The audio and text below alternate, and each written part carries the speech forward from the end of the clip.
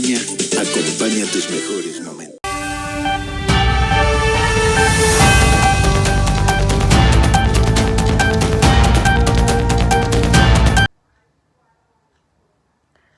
Buenos días, bienvenidos a Ciencia al Día, la sección donde analizamos el papel de la ciencia en la sociedad. Hoy hablaremos de un caso emblemático que marcó un antes y un después en la medicina y bioética contemporánea, la crisis de los opioides en Estados Unidos y el rol del medicamento Oxycontin, una historia que nos obliga a reflexionar sobre la integridad científica, los intereses que permean la ciencia y las trágicas consecuencias de actuar guiados por el lucro y no por la verdad. La historia de los Sackler comienza en Brooklyn, Nueva York. Tres hermanos, Arthur, Mortimer y Raymond, hijos de inmigrantes judíos que emigraron desde Galicia y Polonia. Todos estudiaron medicina, Arthur en la Universidad de Nueva York, Mortimer y Raymond en la Universidad de Glasgow, en Escocia, debido a las altas cuotas antisemitas de la época. Posteriormente, completaron sus estudios en Estados Unidos y se especializaron en psiquiatría. Durante su residencia en el Hospital Estatal Creedmoor, fundaron el Instituto de Estudios Psicobiológicos. Allí, trabajaron en alternativas farmacológicas a algunos tratamientos como la terapia de choque. Arthur, además, revolucionó la publicidad médica en la firma William Douglas McAdams, desarrollando estrategias de marketing agresivas por las que fue reconocido en el campo de la medicina. En 1952, los hermanos compraron Purdue Frederick Company. Arthur aplicó sus métodos para comercializar medicamentos. La adicción es rara en pacientes tratados con opioides. Oxycontin te espera. Incluso aquellos con riesgos adictivos. Tras su muerte en 1987, su participación fue vendida a sus hermanos, convirtiéndose en Purdue Pharma en 1991. Así se consolidó una dinastía familiar en la industria farmacéutica. Con el debut de Oxycontin en 1996, Purdue expandió su departamento de ventas. En aquel entonces, la compañía tenía más de 300 agentes de ventas. Ya en 2000, ese número creció hasta los 600 agentes. En 2010, la compañía tenía más de 1,000 agentes de ventas. Los agentes fueron incentivados con grandes bonos, premios de dinero en efectivo y de vacaciones lujosas. Tranquilidad en una píldora. Este es su aliado para los errores del día a día. Los agentes de venta promocionaron agresivamente su producto a los clientes médicos.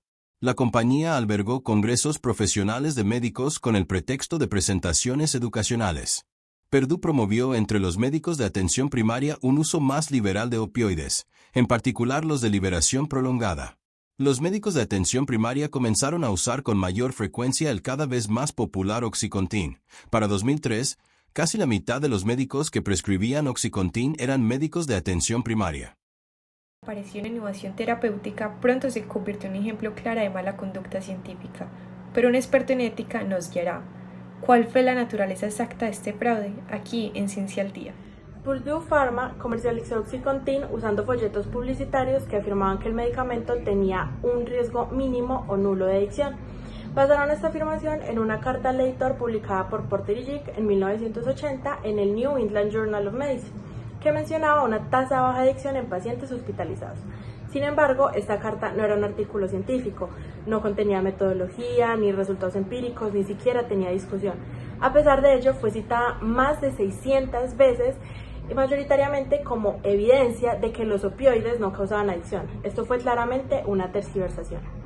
Peor aún, Purdue utilizó esta carta en sus folletos promocionales años después de la aprobación de Oxycontin por la FDA, omitiendo que los datos correspondían a pacientes hospitalizados, monitoreados de forma rigurosa y no a pacientes ambulatorios quienes están en entornos sin supervisión médica.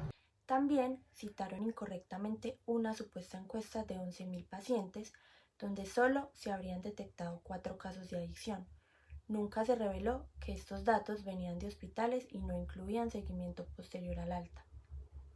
Otro ejemplo es el uso del estudio de Perry y Heydrich, que evaluaba el tratamiento del dolor en pacientes quemados hospitalizados. Aunque ese estudio tenía validez para ese contexto, Purdue lo extrapoló a otros tipos de dolor, como dolor lumbar o traumas, sin evidencia que justificara su aplicación general. Además, es importante reconocer el contexto histórico. En la época del estudio, la adicción aún se veía como un fallo moral, no como una enfermedad. Los datos podrían haber estado sesgados por estigmas y presiones institucionales. Nunca se hizo seguimiento longitudinal. Así, se violaron múltiples principios de integridad científica, se ocultaron datos, se exageraron beneficios, se ignoraron limitaciones metodológicas y se omitieron conflictos de interés. Estas prácticas distorsionaron la percepción de riesgo, erosionando la reproducibilidad y el rigor, que son pilares esenciales del conocimiento científico.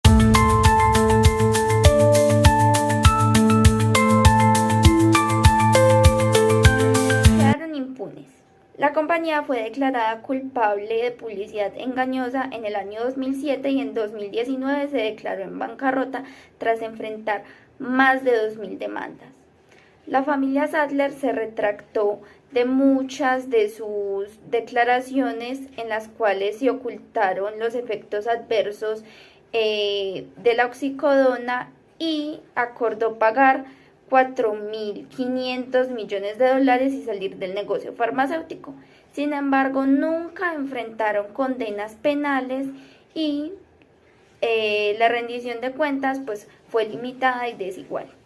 Esto cuestiona también la capacidad del sistema para sancionar no solo las acciones ilegales, sino también las conductas éticamente reprochables que sin romper una ley causan daño a gran escala. Desde el lanzamiento del Oxycontin, la epidemia por opioides dentro de Estados Unidos ha causado más de 500.000 muertes. La desinformación, el fácil acceso a los opioides y la creencia ciegas dentro de una industria con grandes problemas y grandes conflictos de intereses ha devastado comunidades y familias. Se reemplazó el dolor físico por el dolor social. Como consecuencia, niños huérfanos, zonas rurales y urbanas llenas de pobreza. Asimismo, sistemas de salud desbordados han traído como consecuencia que se crea menos en la medicina. Asimismo, el sistema judicial ha incrementado las tasas de encarcelamiento, todo por el consumo y el tráfico ilegal de estos opioides. Este caso nos recuerda que la ciencia no es neutral cuando se vende al mejor postor, y que el conocimiento, lejos de ser liberador, puede convertirse en cómplice si no está guiado por valores éticos. Pero estas no fueron solo distorsiones teóricas o errores metodológicos. Cada palabra manipulada, cada dato omitido, cada conflicto de interés no declarado, terminó teniendo un costo humano devastador. Miles de personas que confiaron en la supuesta seguridad de Oxycontin desarrollaron adicción. Familias enteras fueron fracturadas, comunidades colapsaron bajo el peso del dolor, la dependencia y la muerte. La ciencia, que debería proteger la vida, fue instrumentalizada por intereses económicos que transformaron un medicamento en una puerta de entrada al sufrimiento masivo. Esta es la verdadera dimensión ética del caso Oxycontin. Cuando se sacrifica la integridad científica, las consecuencias no se quedan en el papel, se encarnan en cuerpos reales y vidas rotas.